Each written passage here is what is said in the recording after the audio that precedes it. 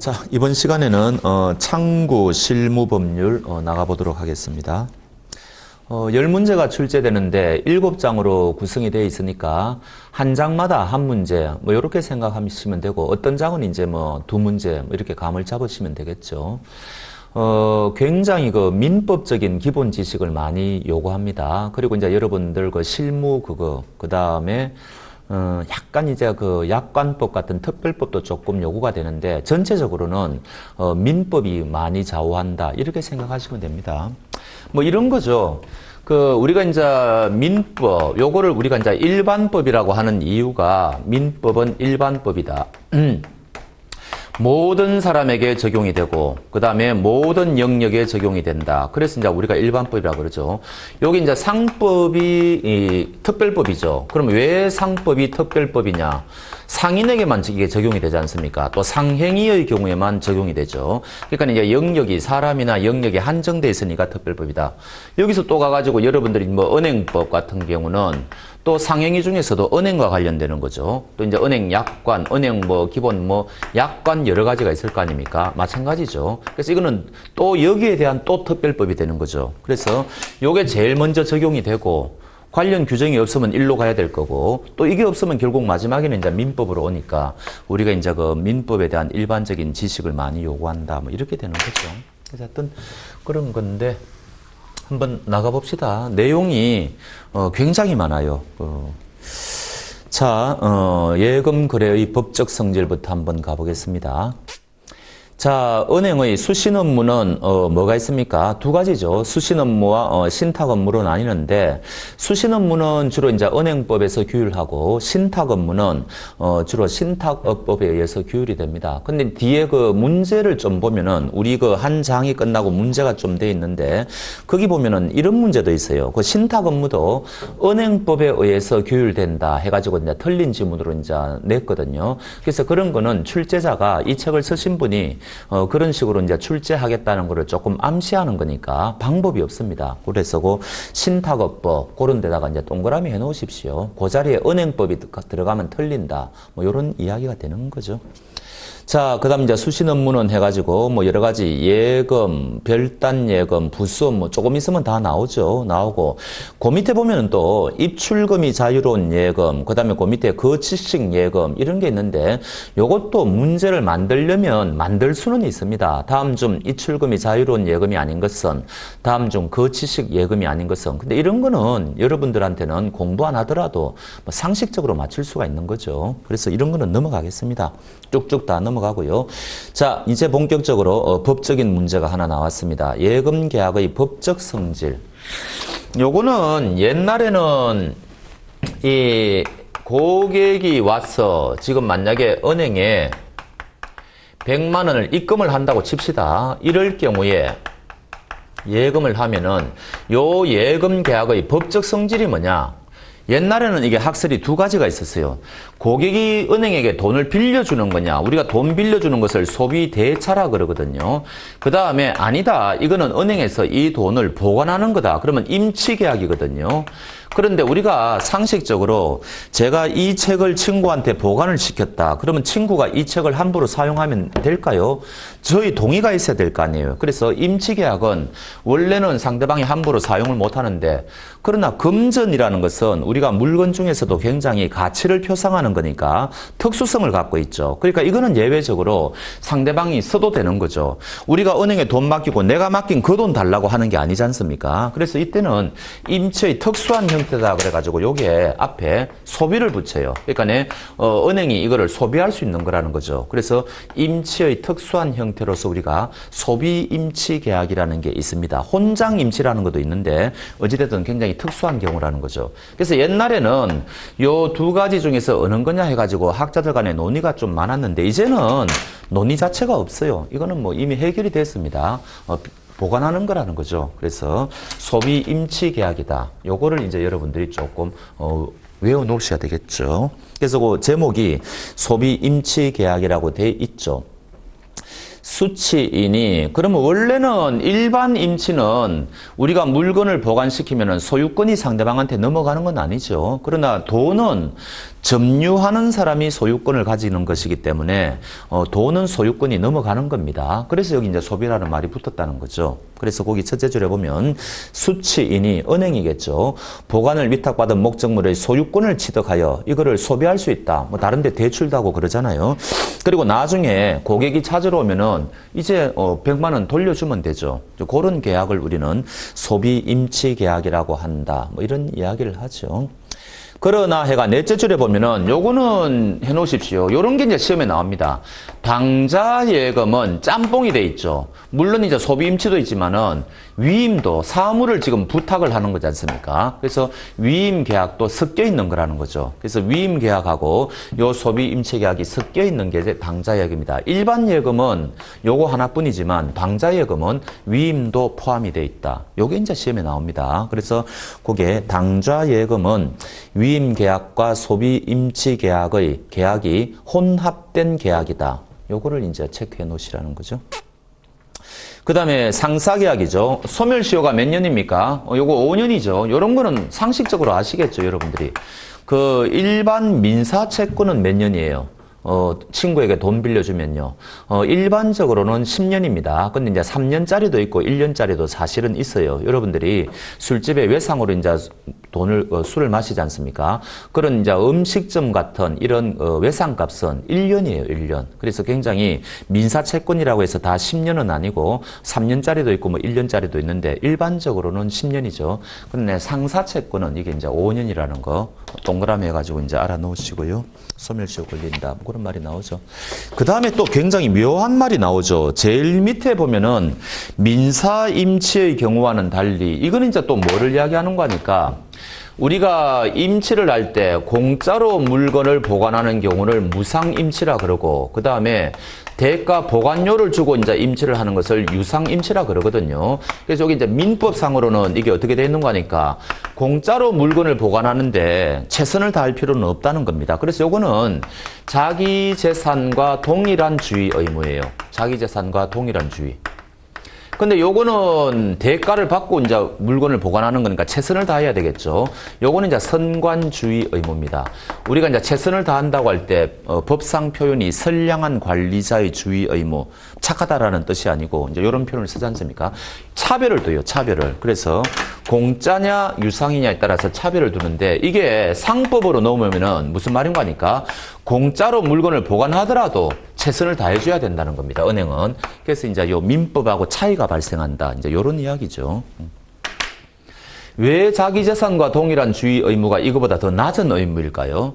자기 재산은 이게 훼손되더라도 법적인 손해배상 의무가 발생 안 하니까 별로 신경을 안 쓰잖아요. 그래서 우리가 선관주의 의무보다는 요 자기 재산과 동일한 주의 의무를 요거보다 더 낮은 단계로 봅니다. 자, 그래서 그 제일 밑에 표현을 보면은 한편 민사 임치의 경우와는 달리 은행은 임치물에 대하여 주의 의무가 가중되어 밑줄요 선량한 관리자의 주의 의무를 부담한다. 이것도 이제 외워 놓으실 만하죠. 왜냐하면 민법하고 차이가 있으니까 외워 놓으실 만합니다. 그러면 도대체 이 선량한 관리자의 주의 의무 줄여가지고 선관주의 의무가 무슨 소리냐 이거죠. 그러면은 우리가 굉장히 다양한 직업이 있지 않습니까? 이제 저 같은 강사도 있고 뭐 차를 모는 운전사도 있고 은행도 있고 굉장히 있죠. 그러면은 강사라면은 지켜야 될 뭔가 추상적인 평균적인 그런 주의 의무가 있다는 거죠. 운전자도 마찬가지죠. 은행원도 마찬가지죠. 뭔가 그 해당 직업군에서 요구되는 평균적인 주의 의무가 뭔가 모르지만은 추상화시킬 수 있다는 겁니다. 그거를 우리는 선관주의 의무라 그러고 거기에 위반하면은 그 사람은 과실이 있다고 하는 거죠. 그러면 이제 손해배상 책임의 문제가 발생하는 거죠. 그런 식으로 이야기합니다. 그래서 선량한 관리자의 주의 의무란 그 사람이 종사하는 직업 및 그가 속하는 사회적인 지위 등에 따라 일반적으로 요구되는 정도. 거기 반해서 요거는 자기 재산과 동일한 주의 의무는 요거를 우리가 이제 구체적 의무라 그러거든요. 요거는 이제 우리가 추상적 의무라고 이야기를 하죠. 민법에서 이렇게 표현을 해요. 차이가 있다는 겁니다.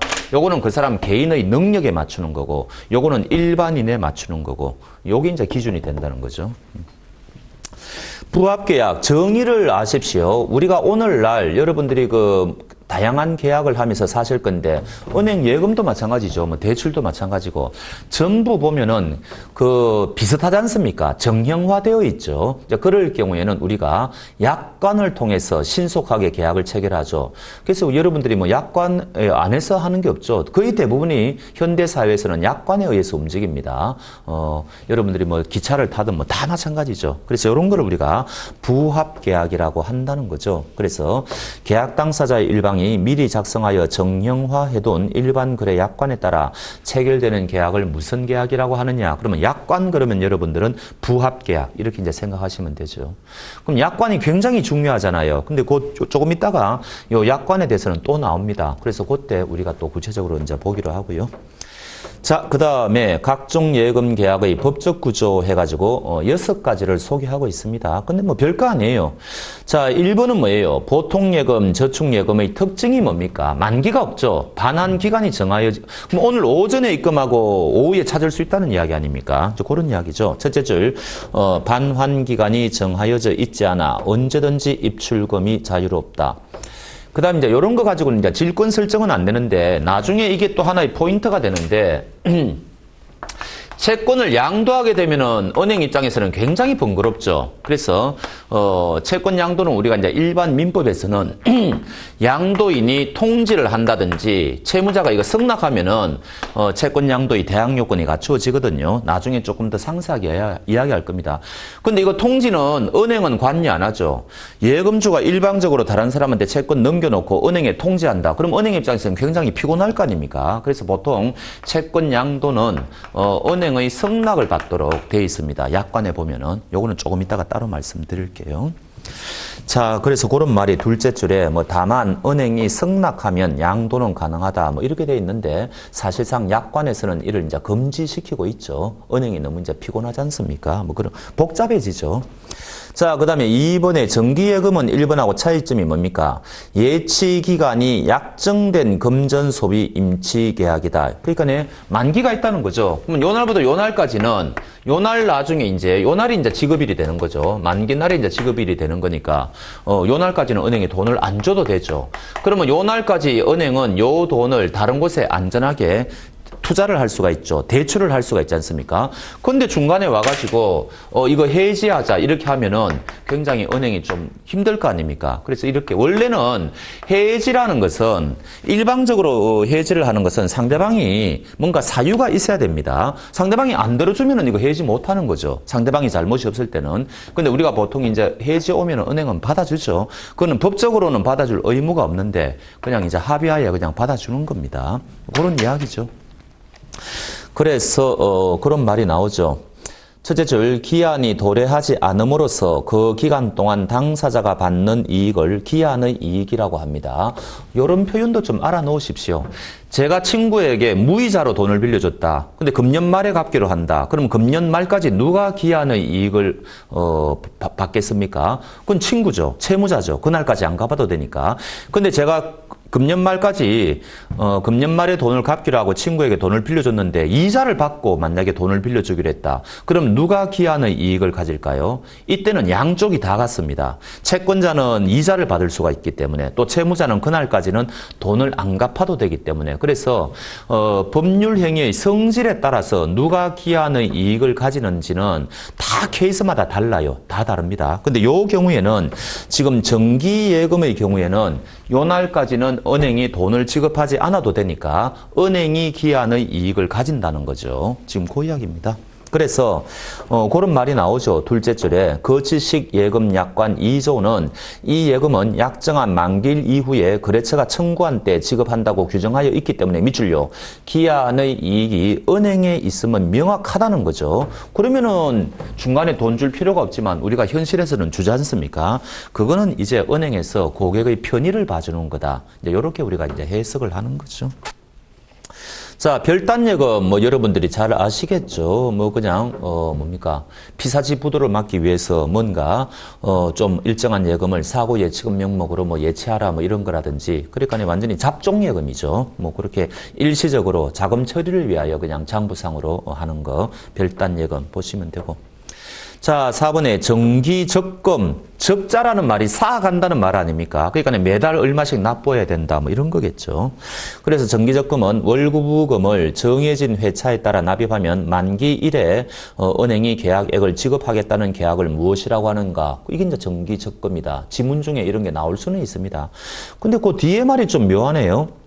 거래처는 월부금을 납입할 의무가 없다라고 왜 돼 있을까요? 이거는 명백한 오타입니다. 그럼 매달 그 거래처는 납부금을 납입해야 되겠죠. 없다가 틀렸습니다. 있다라고 바꿔주시고요. 상호부금도 똑같죠. 첫째 줄에 보면은 일정한 기간을 정하여 부금을 납입하게 하고 기간의 중도 또는 만료 시에 부금자에게 일정한 금전을 그게 정기적금하고 비슷한 거죠. 근데 이제 이 상호부금은 어떤 대출, 옛날에는 대출을 이제 해줄 수 있는 그런 게 있었는데 최근에는 이거 말고도 다양한 방법으로 대출을 받을 수가 있으니까 이제는 그냥 본래의 의미는 좀 퇴색이 되고 그래서 넷째 줄에 보면은 예금적 성격을 강조하고 있다. 뭐 이런 말이 좀 나오고 있죠. 그 다음에 뭐 이런 말이 또 나오고 있습니다. 정기적금과 동일하게 편무계약으로 보아야 한다는 견해도 유력하겠다. 편무계약이 또 뭐냐? 조금 이따가 일괄적으로 설명드리겠습니다. 이런 거는 이제 계약의 어떤 분류법인데 나중에 말씀드릴게요. 당좌예금은 아까 말씀드렸죠. 요거는 엄수표의 지급사무 처리의 위임을 목적으로 하는 위임계약하고 금전 소비 임치 계약이 혼합된 계약이다. 요거는 시험에 잘 나오니까 별도로 외워놓으시기 바랍니다. 그래서 요 부분은 특별하게 뭐 설명드릴 만한 부분은 없는데 이런 식으로는 출제가 됩니다.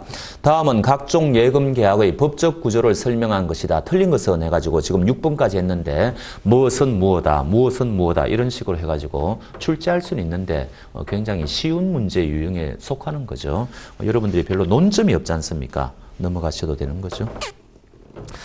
자, 그 다음에 그 108페이지 박스 안에 들어가 있는 거는 중요한 게 있는 것도 있고 중요하지 않은 것도 있는데 요거는 조금 알아놓으실만 해요. 그래서 우리가 은행에 예금하는데 두 가지 스타일이 있다는 거죠. 비정권적 예금이 일반적인 경우죠. 그 다음에 정권적 예금은 엄수표 매매한다 이렇게 생각하시면 되는 거 아닙니까? 그래서 읽어보시면은 비정권적 예금은 김영식 예금이라는 것은 우리가 이제 통장 발급해준다 이렇게 생각하시면 되는 거고요. 법적 성질은 밑줄요. 지명채권입니다. 우리가 일반적으로 채권 그럴 때는 사실은 요 앞에 지명이라는 말이 생략돼 있어요. 요거는 뭔가 하니까 채권자가 결정되어 있다는 거죠. 채권자가 특정되어 있다. A가 지금 예금을 했으면 A가 채권자이지 않습니까? 요게 바로 이제 일반 지명채권이라는 이야기입니다. 쉽게 다른 사람한테는 양도하면 안 된다 그랬잖아요. 아까 그런 말씀을 드렸고. 그 다음에 여기에 대비되는 개념이 뭔가 하니까 요런 거를 정권적 채권이라 그래요. 요거는 채권자가 특정되어 있지 않죠. 왜냐하면 계속 유통이 되니까 그거를 소지하는 사람이 이제 채권자가 되니까 이거는 채권자가 특정되어 있지 않죠. 그래서 요런 걸 우리가 정권적 채권이다. 이런 식으로 하고 이야기를 지금 하고 있는 겁니다. 자, 그래서 둘째 줄 지명채권. 자, 요거는 우리가 아까 소비 임치 계약이라고 말씀드렸죠.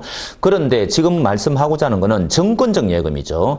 정권적 예금은 김영식 예금 이외의 예치금, 어음이나 수표 같은 걸 예치한다는 겁니다.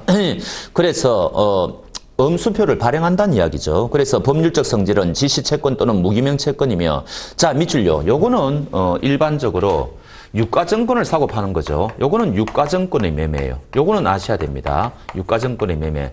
요거는 뭐예요? 요거는 아까 우리가 소비 임치 계약이라 그랬죠. 소비 임치 계약. 그래서 요 차이점은 아셔야 됩니다. 요 차이점은 아셔야 돼요.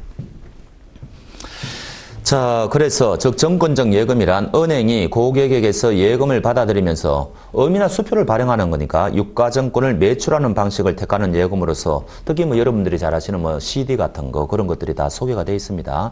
그런데 정권적 예금을 매출할 때 거래 방식은 밑줄요. 실물 거래 방식과 통장 거래 방식의 두 가지가 있다. 실물 거래 방식은 지금 어음이나 수표를 지금 돌린다는 이야기고 통장 거래 방식은 뭐예요?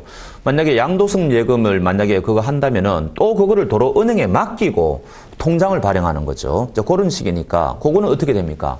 그거는 유가증권의 매매에다가 또 뭐가 들어가는 거죠? 그거는 또다시 소비 임치 계약이 들어오는 거죠. 근데 반드시 맡겨야 되니까 우리가 이런 거를 요물 계약이라고 그럽니다. 그래서 요 정권적 채권은 통장 거래 방식으로 할 때는 요거하고 요게 이제 짬뽕이 되는 거다. 이제 이렇게 되는 거죠. 그러나 실물 거래 방식으로 할 때는 이거는 필요 없죠. 그냥 유가증권의 매매이다. 이런 식으로 이야기합니다. 자, 그냥 그 제일 밑에 이제 그런 말이 나오고 밑에서 둘째 줄 정권적 예금, 이게 결론이죠. 정권적 예금은 실물 거래 방식이면 유가증권 매매의 법적 성질, 통장 보관 방식이면 유가증권의 매매와 그 대상인 유가증권을 보관하는 요물 임치의 혼합 계약이 된다. 거기에다가 중요 표시해 두십시오. 요런 게 시험에 나옵니다. 요런 게. 그래서 여러분들이 일반적인 거 그냥 뭐 통장 발행하는 거는 여러분들이 그냥 소비 임치 계약에다 잘 하실 거고, 그 다음에 요거 정권적 예금은 법적 성격이 두 가지로 나눌 수가 있다. 이게 실물 거래 방식이냐 통장 거래 방식이냐 그거 정도 보시기 바랍니다. 자, 이제 2절의 예금 계약의 성립인데 1번 현금 입금, 1번 창구 입금. 첫째 줄에 보면은 요물 소비 임치 계약이라는 말이 나오고요. 그 다음에 한 7째 줄에 쭉 내려오면은 밑에서 셋째 줄 낙성 계약설에 의하면 이런 말이 있죠. 요거는 여러분들이 그냥 정리를 좀 합시다.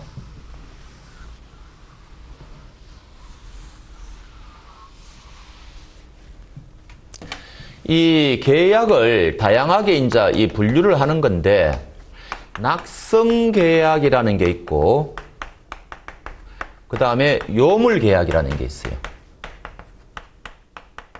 요물계약의 대표적인 예가 뭔가 하니까 이게 계약금 계약이에요.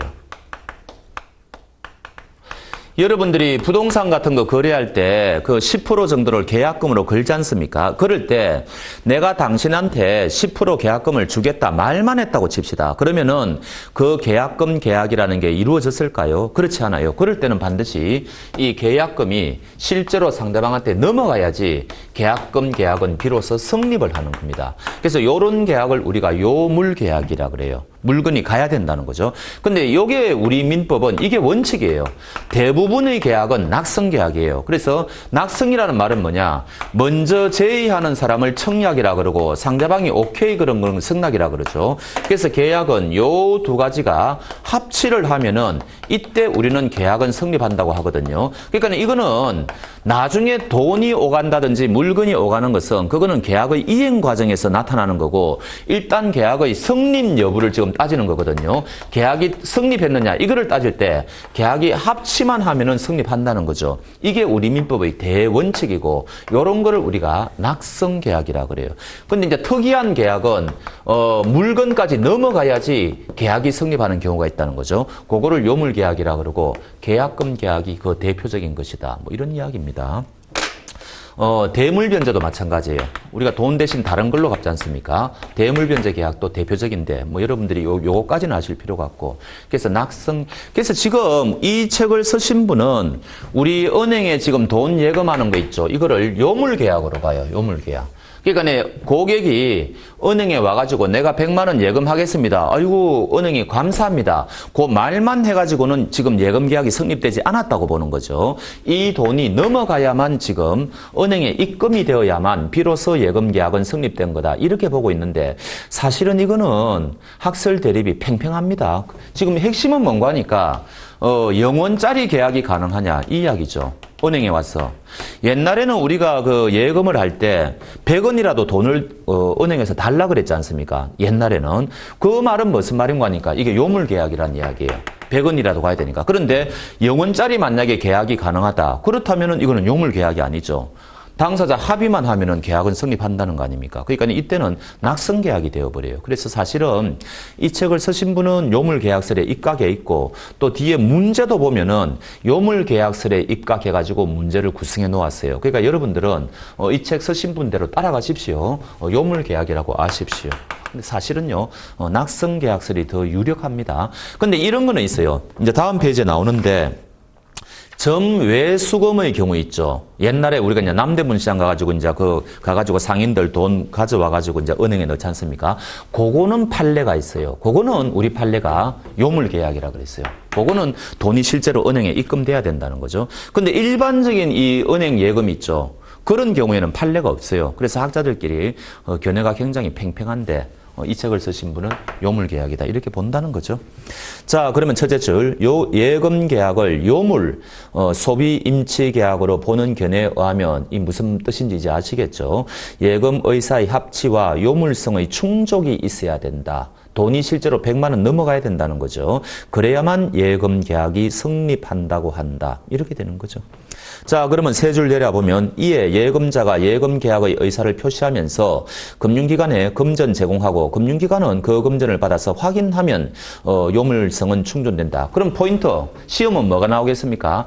현금으로 입금했을 때는 요 예금계약은 언제 성립하느냐. 이게 포인트거든요. 성립을 해야 나중에 고객은 100만 원 돌려달라고 할 수 있을 거 아닙니까? 그래서 언제 성립하느냐. 요게 이제 중요한 포인트인데 그 다음 패러그래프의 첫째 줄에 있죠. 예금 거래 기본 약관도 현금 입금의 경우에는 예금 계약은 자 동그라미요. 은행이 금원을 받아 확인한 때 성립하는 것으로 규정하고 있다. 확인 동그라미요. 그래서 요때가 현금 입금의 경우에는 예금 계약의 성립 시기다. 요거 시험에 잘 나옵니다. 굉장히 쉬운 이야기죠. 자, 다만 이하는 제가 말씀드리는 낙성계약서를 지금 소개하고 있는 겁니다. 오히려 낙성계약서이 더 유력할 겁니다. 지금은. 저는 그렇게 알고 있는데 여러분들은 요물계약으로 정리하시라는 거죠. 넘어가겠습니다. 자, 그 다음에 2번 점외수검의 경우 가보겠습니다. 자, 그러면은 뭐 쭉쭉 보시면은 그런 말이 있죠. 다섯째 줄에 따라서 점외수검의 경우에는 그 수검 직원이 영업점으로 돌아와 수납 직원에게 금전을 넘겨주고 그 수납 직원이 이를 확인한 때 예금 계약이 성립한다. 이게 원칙이라는 거죠. 거기 밑줄 그어 놓으시고 그러나 해가지고 그 남대문에 가가지고 그 뭡니까? 예금을 수령할 수 있는 대리권을 가진 사람이 남대문 시장에 가서 금전을 받았다면은 받은 즉시 예금 계약은 성립한다는 겁니다. 그래서 왜냐하면은 앞에 거는 수납 직원은 대리권이 없는 거 아니냐. 그러니까 그럴 경우에는 은행에 갖고 와야 된다. 그러나 대리권이 있는 사람이 나갔을 때는 현장에서 돈을 받아버리면은 바로 예금 계약은 성립하는 걸로 봐야 된다. 지금 이렇게 차등을 두는 겁니다. 그래서 그거 밑줄 그어 놓으시면 되겠죠. 자, ATM에 의해서 입금했을 때는 언제 예금 계약이 성립합니까? 뻔하죠. 다섯째 줄. 예금주가 확인 버튼을 누른 때죠. 동그라미 하시고. 그럼 시험에는 어떻게 나오겠어요?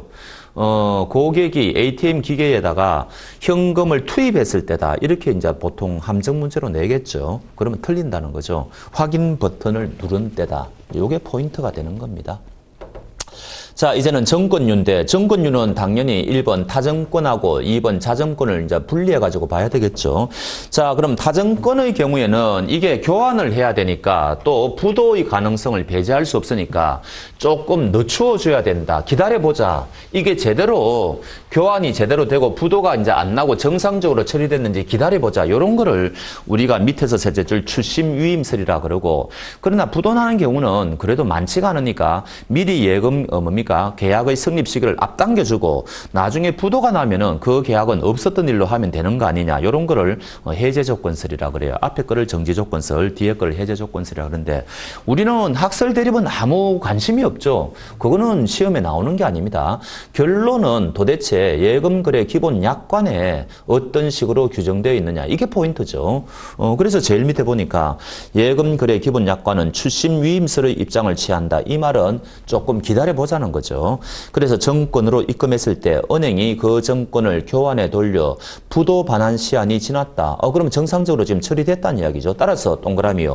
결제를 확인했을 때입니다. 그러니까 입금되었을 때를 이야기한다는 거죠. 그래서 그 결제 확인되었을 때 동그라미 하시고 다만 타전 발행의 자기압수표라고 하더라도 이거는 부도날 가능성이 없죠. 요거는 충분히 앞당겨줘도 될 거 아닙니까? 그래서 다만 타전 발행의 자기압수표로 입금 할 경우에는 발행은행에 사고 신고된 사실이 없고 결제될 것이 틀림없음을 확인하여 미줄료 예금 원장의 입금 기장을 마친 때입니다. 뭐 수수료 받고 즉시 이제 처리해 주는 게 통해지 않습니까? 그래서 두 가지를 구분하시라는 거죠. 타점권이 들어왔을 때는 우리 예금거래 기본 약관에는 조금 기다려봤다가 아무 일이 없어가지고 결제를 확인했을 때다. 그러나 타점권이라고 하더라도 자기압 수표의 경우에는 앞당겨준다. 예금 원장의 입금 기장을 마친 때다. 이 두 가지를 다 알아놓으시기 바랍니다. 이번에 자정권은 이제는 그게 아니죠. 첫째 줄에 이제 보시면 되는 거죠. 쭉쭉 보시면은 발행인의 당좌 예금 잔고를 확인하여 당좌 예금 계좌에서 액면금 상당을 인출한다. 미줄료 예입자의 계좌에 입금 처리하면은 바로 예금 계약이 성립하죠. 뭐 이거는 뭐 교환 돌리고 자시고 할 게 없으니까 이렇게 이제 간단하게 처리하는 거죠. 자, 그 다음에 제일 끝에 역시 자기압 수표의 경우에는 입금 즉시 예금 계약이 성립하죠. 똑같습니다. 그래서 어찌됐든 자정권은 시험에 잘 나오지는 않아요. 타점권의 경우에는 요렇게 그 위에 부도 때문에 이제 이런 거를 좀 봐야 된다는 거고, 자점권의 경우에는 잔고만 확인하면 된다는 거죠. 교환을 돌리지 않으니까 뭐 그런 이야기를 지금 하고 있는 거죠. 쭉쭉 넘어가겠습니다. 그 다음에 계좌 송금, 셋째 줄 현금에 의한 계좌 송금의 경우에는 예금 원장의 입금 기장을 마친 때입니다. 그 다음에 정권유는 아까하고 똑같이 처리하면 된다는 거죠. 그게 이제 참고해가지고 개념의 구별이 나오는데, 뭐 계좌 송금은 이 예금주의 계좌하고 관련이 되는 거고 계좌 이체는 다른 사람한테 이제 가는 거 아닙니까? 근데 별로 뭐 이런 거 가지고 시험 내지는 않으니까 넘어가셔도 됩니다. 자, 예금 거래 약관으로 가보도록 하겠습니다.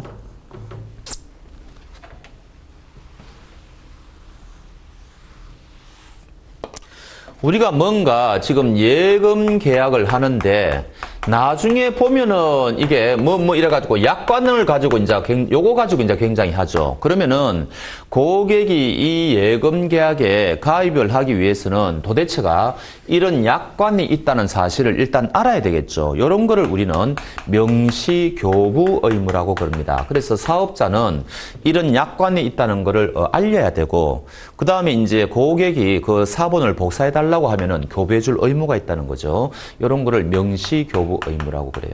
근데 우리가 이제 예금 같은 경우에는 통장에 이제 그게 다 있죠.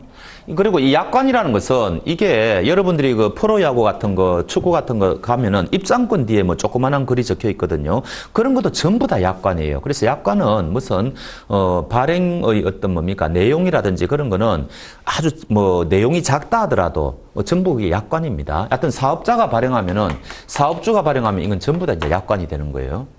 그 다음에 이제 이 약관이 있기는 있는데 도대체 이게 무슨 말인지 또 고객이 알아야지 내가 예금을 하든 말든 할 거 아닙니까? 그래서 이 약관을 만든 이유 자체가 거래의 신속성 때문에 이거 만든 거죠. 그래서 모든 거를 다 설명할 수는 없고 중요한 내용은 반드시 설명을 해줄 의무가 있다는 거죠. 그러면은 이 고객은 이거를 들어보고 이거는 내한테 너무 불리한 약관인데 나는 이 예금 계약 안 할래 이렇게 판단할 수가 있지 않습니까? 그래서 요 두 가지가 요 예금 계약에 이 약관에 우리가 구속되는 그 구속력의 전제가 되는 거죠. 요게 선행되어야만 우리가 그 약관에 대해서 구속력을 인정할 수 있다는 겁니다. 그래서 약관에는 요거 두 가지가 굉장히 중요하고, 요거를 만약에 이제 이거를 위반한다. 그러면은 해당 사업자는 이 약관에 대해서 뭡니까? 효력을 주장할 수가 없죠. 그래서 이제 그런 식으로 이제 가는 겁니다. 그래서 요 두 가지 의무가 굉장히 이제 중요하죠. 그러면 이 약관 자체가 굉장히 불공정한 약관이다. 요거는 공정위원회에서 이거 다 심사합니다. 공정위원회에서 공정거래법에서 심사하고, 그다음에 이 약관을 해석할 때도 일반 법률행위 해석하는 거하고 다른 방식을 해석을 해요. 왜냐하면 사업주가 일방적으로 만들었기 때문에 자기한테 유리하게끔 만들었을 거 아닙니까? 그럼 굉장히 고객에게 불리한 조항이 많을 거라고요. 그래서 요거를 해석할 때도 공정위가 신의성실의 원칙은 모든 해석의 대원칙이니까 요 원칙을 기반으로 해가지고 이제 굉장히 해석하는 방법이 다양합니다. 그리고 이제 이 약관법에 가보면은 불공정 약관으로 추정된다 그래가지고 또 여러 가지 조항을 이제 만들어 놓았죠. 그리고 이제 공정위원회가 이제 시정 명령도 내리고 우리 유수 보면 이제 그런 거 나오지 않습니까? 그런 식으로 하는 거죠. 자, 가봅시다. 예금거래 약관. 약관 일반. 왜 약관이 계약 당사자를 구속하느냐? 그 근거는 계약 당사자가 이를 계약의 내용으로 하기로 하는 명시적 또는 묵시적 합의가 있기 때문이다. 보통 명시적 합의는 안 하죠. 되게 그냥 이런 게 충족이 되면은 내가 이 약관을 받아들이겠다는 묵시적 합의가 있는 거죠. 그렇기 때문에 이 예금 계약을 체결했을 거 아닙니까? 그래서 묵시적 합의를 이제 보통 인정을 합니다. 그 대신에 묵시적 합의를 인정하기 위해서는 요 두 가지가 선행돼야 된다는 거죠. 그래서 이제 요거 두 가지가 중요하다는 거죠. 자, 그래서 약관의 장점은 뭐예요? 뭡니까? 굉장히 시간, 노력, 비용을 절약할 수 있다. 뭐 이런 거고, 또 신속성이죠. 그 다음에 단점은 고객이 너무 일방적으로 불리하다. 이런 장단점을 다 갖고 있다는 겁니다. 그래서 우리나라는 이제 해가지고 요 약관법이 있어요. 이 약관 규제에 관한 법률이 있는데 줄여가지고 이제 이걸 약관법이라고 그러는데 요거는 약관에 대한 일반법이에요. 그럼 이 약관에 대해서 특별법이 있다는 이야기 아닙니까? 그럼 여러분들이 뭐 할부 거래를 했다든지 뭐 여러 가지 또 거래가 있죠. 그때마다 다 관련 법이 다 있습니다. 그러면 그때는 요런 특별법을 먼저 적용을 해야 되겠죠. 먼저 적용하고 요게 법 규정이 없으면 비로소 우리 일반법인 약관법으로 오는 겁니다. 그래서 요 약관법은 일반법이라는 거, 요것도 이제 아셔야 되죠. 약관에 대해서는 일반법이다. 그래서 약관의 규제에 관한 법률을 제정하여 약관의 공정성을 기하도록 제도화하였다. 그 일반법이라고 적어 놓으십시오. 자, 그러면 약관이 계약으로 편입되기 위해서는 이 말은 이 약관이 구속력을 가지기 위해서는 이 말이죠. 다음 요건을 충족해야 된다. 1번 약관을 계약의 내용으로 하기로 하는 합의가 있어야 된다. 이거는 이제 묵시적 합의를 보통 인정한다고 말씀드렸죠. 그 다음에 2번 약관의 내용을 명시하여야 한다. 이런 약관이 있다는 걸 도대체 고객이 알아야 된다는 거죠. 그런 이야기고. 그래서 둘째 줄에 사업자는 약관을 쉽게 보이는 장소에 게시하고 또 고객이 원한다면 가져갈 수 있도록 뭐 팜플렛 같은 거라든지 만들어 놓고 또 복사해달라고 하면 또 복사해줘야 된다는 거죠. 그게 제일 밑에 있죠. 4번에 고객의 요구가 있는 경우에는 약관 사본을 교부해야 됩니다. 그런 의무가 있다는 거죠. 그 다음에 이제 3번에 중요한 내용을 고객에게 설명해야 된다. 그럼 어떤 게 중요한 내용이냐? 그거는 이제 계약 내용마다 다 다르겠죠. 우리가 이제 케이스 바이 케이스로 그냥 판단할 수밖에 없습니다. 거기 보면은 통장에 인쇄된 예금 거래 유의사항에 의해서 성실하게 설명했다면 중요한 내용은 설명 다 했다고 본다. 그런데 요것도 예외가 있어요. 명시 교부하지 않아도 되는 예외가 있고요. 이것도 예외가 있어요. 모든 거를 우리가 다 설명할 수는 없지 않습니까? 그래서 예를 들어가지고 대표적인 게 공지의 사실이에요. 누구나가 다 아는 사실 이런 거를 또 뻔히 알고 있는데 굳이 또 중요하다고 해서 설명할 필요는 없다는 거죠. 그래서 공지의 사실이라든지 등등 여러 가지가 예외가 있습니다. 왜냐하면은 약관의 생명은 이게 신속성 때문에 만들어 놓은 건데 그거를 저해하는 그런 것들은 우리가 배제해야 되겠죠. 그래서 이런 것들은 굳이 설명하지 않아도 된다. 이렇게 예외를 인정합니다. 그래서 제일 밑에 그런 말이 나오죠. 다만 계약의 성질상 대량 신속하게 업무를 처리해야 하는 경우 등 설명이 현저히 곤란할 때는 설명 의무를 생략할 수 있습니다. 자, 넘겨보시고. 자, 계약 내용이 공정해야 된다. 약관법은 불공정 약관 조항 여부를 판단하는 일반 원칙으로서 미준료. 신의성실의 원칙은 모든 원칙의 대원칙이라고 아시면 됩니다. 민법 2조에 규정이 되어 있는데 대원칙입니다. 그래서 신의성실의 원칙에 반하여 공정을 잃은 약관 조항은 무효라고 선언하고 그 다음에 여러 가지 이제 불공정한 약관 추정이 많아요. 이거는 외우실 필요는 없습니다. 뭐 고객에 대하여 부당하게 불리한 조항, 고객이 계약의 거래 형태 등 재반 사정에 비춰 예상하기 어려운 조항 등등 여러 가지 많은데 이런 거는 이제 일단 불공정하다고 추정한다는 말은 법정에서 입증 책임이 상대방에게 이제 넘어간다는 이야기겠죠. 이런 식으로 하고 있습니다. 거기 보시면은 양도금지 특약의 설명 의무라 그래가지고 아까 우리가 이런 이야기 했죠. 이 은행 예금 채권은 다른 사람한테 양도하기 위해서는 지워버렸습니까? 지워버렸죠. 은행의 성락이 있어야 된다. 뭐 이런 말씀을 드렸지 않습니까? 그래서 거기 보면은 약관에 은행의 성락이 있어야 된다고 돼 있다는 겁니다. 그런데 이 사람은 그러한 내용을 설명을 들은 바가 없기 때문에 중요한 내용은 설명해 줘야 된다 그랬잖아요. 그래서 이 사람은 다른 사람한테 그 채권을 넘겼다는 겁니다. 그래서 이게 이제 법정에서 문제가 되었는데 은행은 뭐라고 항변했는가 하니까 그거 공지의 사실이다. 도대체 은행 예금은 일반 예금, 일반 채권하고 달리 다른 사람한테 넘길 수 없다는 것은 상식 아니냐. 넘기기 위해서는 은행의 성락을 받아야 된다는 것은 상식 아니냐. 그러니까 이거는 공제의 사실이기 때문에 나는 우리 은행은 설명하지 않았다. 이렇게 주장을 한 거죠. 근데 이제 그 고객은 중요한 내용이니까 설명해야 되는 거 아닌가. 이렇게 다퉜는데, 우리 박사안에 있는 판례는 은행이 이기는 거를 지금 해놓았죠. 근데 이거 은행이 진 판례도 있어요. 그래서 이게 어떤 판례는 이거 공제의 사실이니까 설명 안 해줘도 된다 해가 은행 손을 들어준 판례가 있는 반면에 똑같은 사건인데 이거는 중요한 내용이니까 은행이 설명하는 게 맞다. 이런 판례도 있습니다. 어찌됐든 뭐 이런 거 자체가 시험에 나오지는 않으니까 여러분들이 시간 있을 때 한번 읽어는 보십시오. 자, 약관의 해석 원칙은 이게 뭔가 하니까 우리가 이제 그 계약 같은 법률 행위라는 거를 할 때는 일반 사람들은 법을 잘 모르니까 굉장히 그 두리뭉실, 애매모호 뭐 이렇게 막 하지 않습니까? 그러면 그거를 우리가 1차적으로 해석을 해야 되거든요. 도대체 이게 무슨 소린지를 이제 해석을 해야 되는데 그거 해석하는 기준이 다 있어요. 근데 이거는 약관은 아까 제가 말씀드렸죠. 사업자가 자기가 일방적으로 유리하게 작성했기 때문에 일반적인 해석하고는 다르게 해석해야 된다는 겁니다. 그래서 이거 굉장히 중요해요. 요 약관에서는 제일 중요한 게 요 해석 원칙이라고 해도 무방합니다. 그래서 요거는 꼭 알아놓으십시오. 제일 중요하다고 하시면 돼요. 근데 쉬워요. 첫 번째, 객관적, 통일적 해석의 원칙이라는 것은 아니 우량 고객에게는 잘 봐주고 불량 고객에게는 아주 나쁘게 해석하고 이러면 말이 안 되죠. 그래서 통일적으로 해석해야 된다. 그리고 어떤 그 개인의 능력에 맞춰서 해석하면 안 되죠. 우리가 선관주의 의무도 이야기했지 않습니까? 그래서 그런 걸 우리가 객관적 해석, 통일적 해석 이렇게 이야기합니다. 너무 뻔한 이야기죠. 그 다음에 당연히 뭔가 애매모호하게 작성했다는 것은 사업주가 지금 잘못 작성한 거죠. 사업자가 잘못 작성한 거니까 이때는 작성자에게 불리하도록 해석해 줘야 됩니다. 이런 거를 작성자 불이익의 원칙이라고 이야기를 하죠. 3번이 제일 중요하죠. 개별 약정 우선의 원칙. 이 뭡니까? 사업자와 이 고객 간에 약관의 내용과 다른 별도의 합의가 있었다는 겁니다. 계약서를 보니까. 그럼 그때는 그 조항에 대해서는 약관을 적용할 수가 없다는 거죠. 그때는 계약서대로 해야 된다는 겁니다. 이런 거를 우리가 개별 약정 우선의 원칙이라고 그래요. 그래서 이게 굉장히 중요합니다. 그거 좀 알아놓으시고. 자, 2번에 예금거래 약관은 또 뭐 여러 가지가 나오는데 시험에 나올 만한 건 없고 밑에서 셋째 줄 부합 체계다. 부합 계약이라고 말씀드렸죠.